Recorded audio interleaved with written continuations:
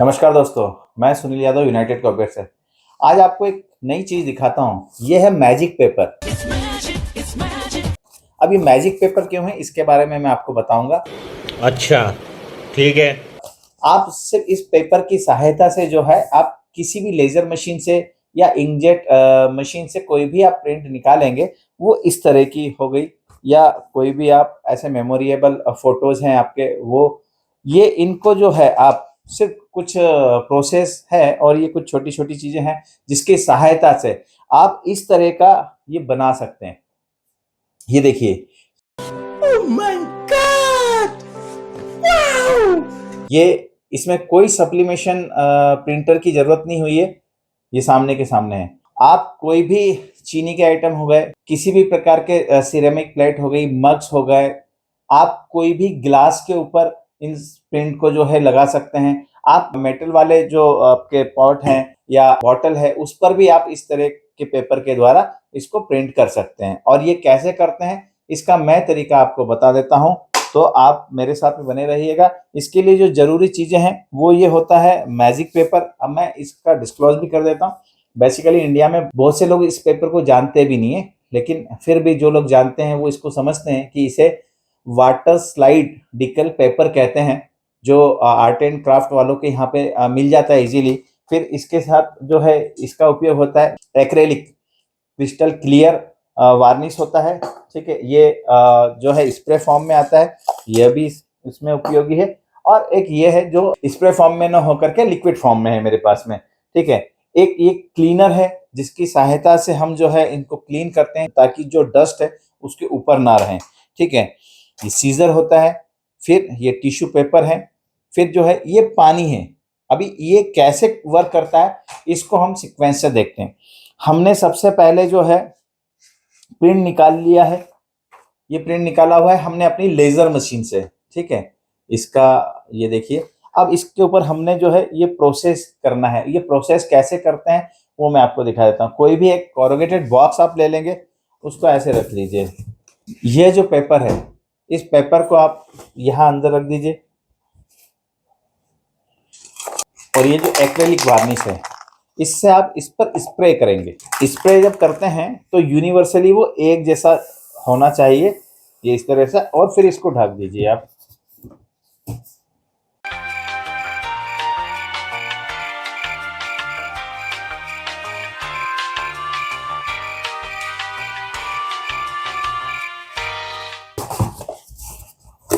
लगभग 30 मिनट हुआ है। आप ये देखिए, जो हमने इस पे वार्निश किया हुआ है वो उसकी एक लेयर बन गई इसके ऊपर। यह प्रोसेस हमें जो है इसमें 3 बार करना है। तो हर एक 20 मिनट के बाद में आप इस पे एक लेयर चढ़ा सकते हैं। तो जब ये लेयर पूरी तरह चढ़ जाएगी इसके ऊपर तो ये पूरी तरह से तैयार हो जाएगा। और तैयार होने के बाद में यह कुछ इस तरह का हो जाएगा। अब इसके बाद में जो है किसी भी सीजर की सहायता से जो भी पार्ट आपको ट्रांसफर करना है उसको इस तरह कैंची के द्वारा आप उसे काट सकते हैं।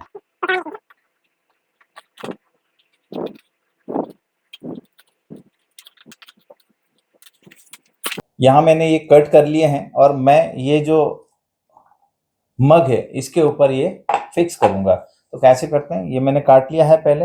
अभी आप देखिए, जिस भी सरफेस पे आपको इसको पेस्ट करना है तो पहले उसको अच्छी तरह क्लीन कर लीजिए। तो ये जो क्लीनर है इसको अल्कोहल भी बोलते हैं। तो ये आप इसके ऊपर स्प्रे करेंगे और यहाँ पे हमने इसे करना है। तो हमने इसे क्लीन कर लिया ताकि डस्ट ना रहे।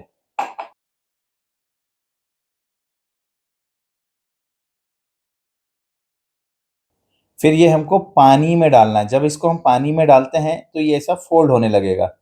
फोल्ड होने लगे इसको तो इसको पलट दीजिए आप। और लगभग आधा सेकंड तक इसको भिगो के रखना है।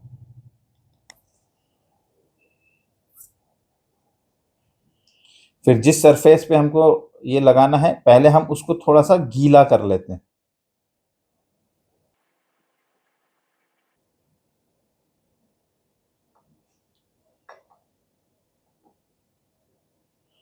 ये देखिए, ये हो गया मैजिक। ये पेपर अलग हो गया और प्रिंट अलग हो गई। अब यहाँ पर इसको जो है हम इसे छोड़ देते हैं क्योंकि इसमें कोई बबल्स नहीं है। अगर बबल्स होते या ये अपनी पोजीशन पर नहीं होता तो आप ये टिश्यू की सहायता से या कोई भी एक ब्रश की सहायता से आप इसको प्रॉपर कर सकते थे। ये हम इसको यहाँ छोड़ देते हैं। सेकंड वाला हम ये लेते हैं जो हमें इस पे लगाना है, वही प्रोसेस करेंगे हम। पहले इसको जो है क्लीनर की सहायता से क्लीन करेंगे।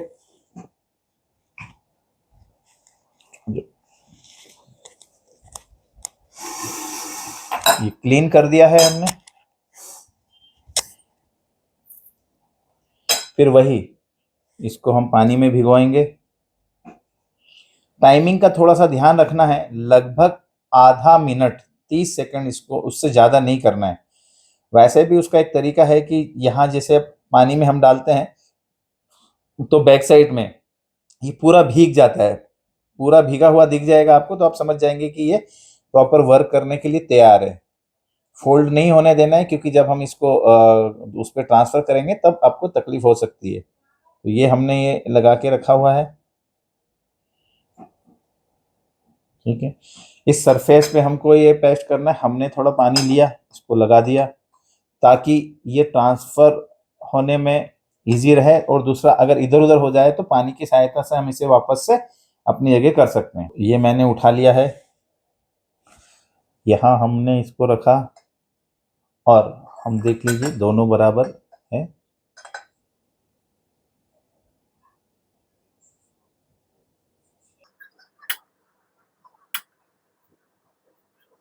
ये हमने यहाँ पर फिक्स कर दिया है।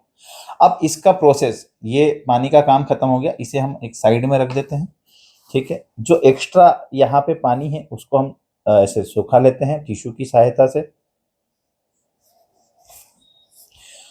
अब इसको और फिक्स करने के दो तरीके हैं।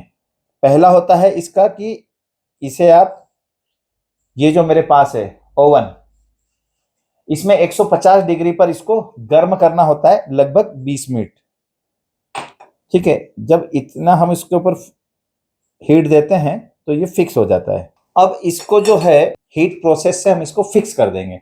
फिक्स करने के दो तरीके हैं, या तो आप हेयर ड्रायर की सहायता से भी इसको कर सकते हैं, लेकिन इसमें आपको टाइमिंग नहीं मालूम चलता है और ना ही कितना हीट उसके ऊपर हम दे रहे हैं वो मालूम चलता है। तो ज़्यादा बेस्ट है कि आप ओवन के अंदर ही करें।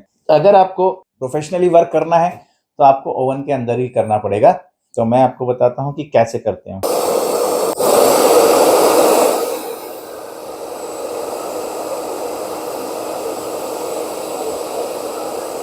एक ये प्रोसेस है जहाँ हेयर ड्रायर की सहायता से भी इसको फिक्स कर सकते हैं, और दूसरा जो है बेस्ट ऑप्शन वो हम इसमें करके दिखाते हैं। ये हमने ऑन कर लिया है, इसको हमने 150 डिग्री रखा हुआ है टेम्परेचर, और टाइमिंग हमने लगभग 25 मिनट दी हुई है। ये लेकर के हम जो है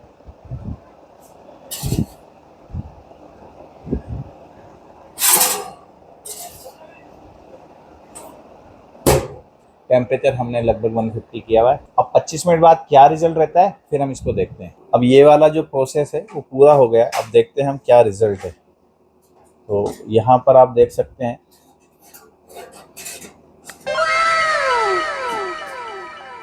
अब इसको आप चाहें कितना भी पानी से धोएं, कुछ भी करें, ये बराबर फिक्स हो गया है। तो ये एक पेपर की सहायता से और आपके पास जो ऑलरेडी मशीन पहले से है उस पर काम करके आप इस तरह का वर्क भी कर सकते हैं। इस संबंध में आपको कोई और जानकारी चाहिए तो यहाँ नीचे जो हमारा नंबर शो हो रहा है उसके ऊपर आप हमें कॉल कर सकते हैं, या कमेंट बॉक्स में इससे रिलेटेड कुछ जानकारी के लिए आप लिख सकते हैं। धन्यवाद।